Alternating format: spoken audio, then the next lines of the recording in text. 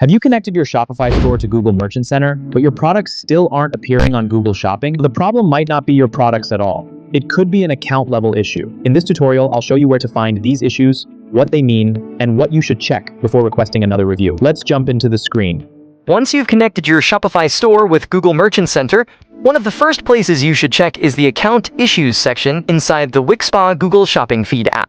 This section helps you quickly identify warnings or errors that may be affecting your Merchant Center account. It's important to understand that account-level issues are different from product-level issues. A product issue affects only a specific item in your catalog, while an account-level issue can impact your entire Merchant Center account.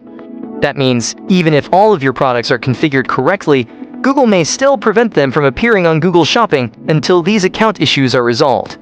Let's take a closer look. From here, you can open your Google Merchant Center account to view more detailed information about the issue. Google usually explains what needs attention and provides guidance on how to resolve it. In many cases, these issues are related to your business information rather than your products.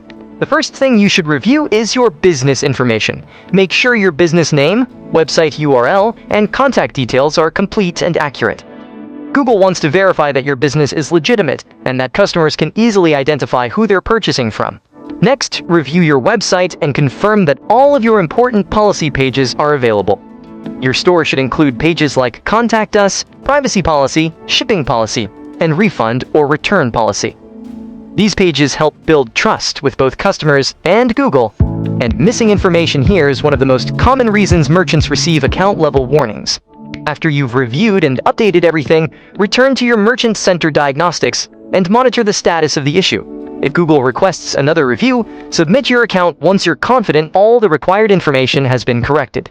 Depending on the type of issue, Google's review process may take a few days to complete. Once your account-level issues are resolved, your products will be eligible to move through the approval process and appear on Google Shopping, provided there are no product-specific errors remaining. That's how you identify and resolve account-level issues in Google Merchant Center. In the next tutorial, we'll cover product-level issues and the most common reasons individual products get disapproved. If you found this guide helpful, don't forget to like the video, subscribe to the channel, and check out the rest of this Shopify Google Shopping series. Thanks for watching, and I'll see you in the next tutorial.